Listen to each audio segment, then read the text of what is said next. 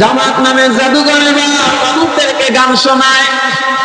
এর দুনিয়ার মানুষ শোনো, আল্লাহর ঘরের ভিতরে যেই আব্দুল্লাহ সন্তান মোহাম্মদ নামের এক আল্লাহর আছে, তার কাছে যেও না, তার কথা শোনো না, আমার কাছ থেকে গানগুলো শোনো। তার চাইতে আরো সুন্দর করে সুন্দর কণ্ঠ দিয়া তোমাদেরকে আমি গান শোনাবো। এবার আল্লাহর বান্দা মানুষদেরকে গান শোনায়, কিন্তু কি ব্যাপার, যতই গান শোনায় ভিতরে যারা যায় তারাই কালিমা পড়ে মুসলমান হয়ে যায়। এবার জামাত নামে জাদুঘর মানে পাগল, কি ব্যাপার, এত সুন্দর করে মানুষকে গান শোনাই, আমার গান শুনে আমার ভক্ত হয় না, ভিতরে যারা যায় তারাই মুসলমান হয়, আমাকে দেখা দরকার। এবার ভিতরে চলে গেলেন, গিয়া দেখেন কয়েকজন মানুষ ভুল করে নবীদের কোরআন তেলাওয়াত করতেছে, আর মানুষগুলা শুনতেছে, কি সুন্দর কোরআনের আওয়াজ। দুনিয়ার সব সুর যদি এক পাল্লায় রাখা হয়, আল্লাহর কোরআনের সুরের মতো কোনো সুর হবে না। একটু খেয়াল করে দেখো, এই বয়সে কত ধরনের গান শুনছি, কত ভাইরাল গান শুনছি, 1 বছর 2 বছর পরে এই গান জমিন থেকে নাই হয়ে গেছে।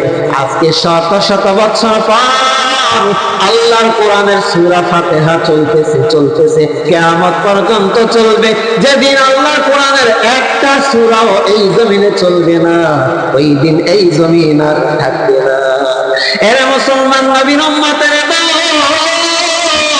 এই বান্দার ভিতরে গিয়া দেখে নবীর কণ্ঠে সুন্দর আওয়াজ, ইয়াসিন ওয়াল কুরআনিল হাকীম ইন্নাকা লামিনাল মুরসালিন আলা সিরাতিন মুস্তাকিম।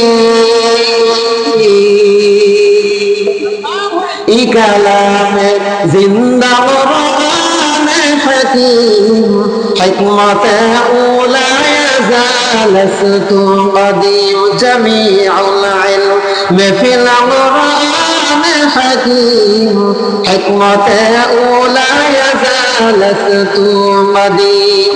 আল্লাহর কোরআনের সুর শোনার পর যেই বান্দা আছে নবীজি থেকে মানুষকে দূর করে দিবেন।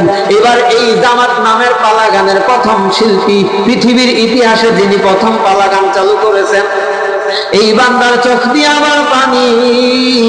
এই বান্দা ডাক দিয়া বলেন, এই সুর দুনিয়ার কোন মানুষের সুর না, এই কণ্ঠ দুনিয়ার কোন মানুষের কণ্ঠ না, এই যে কোরআনের আয়াত শোনো, ও দুনিয়ার মানুষের দল, এই কথা পৃথিবীর কোন মানুষের কথা না, আমি জামাত সাক্ষী দিলাম এটা আল্লাহর কালাম, কালিমা পড়ে মুসলমান হয়ে গেলাম। সুতরাং ওই জায়গা থেকে প্রথম এই বাউল ধর্ম চালু হয়েছে, ওই লোক শেষ। এরপরে শত শত বছর আবার ছিল না, লালন নামের ফকির আবার সেই বাউল ধর্ম চালু করেছে।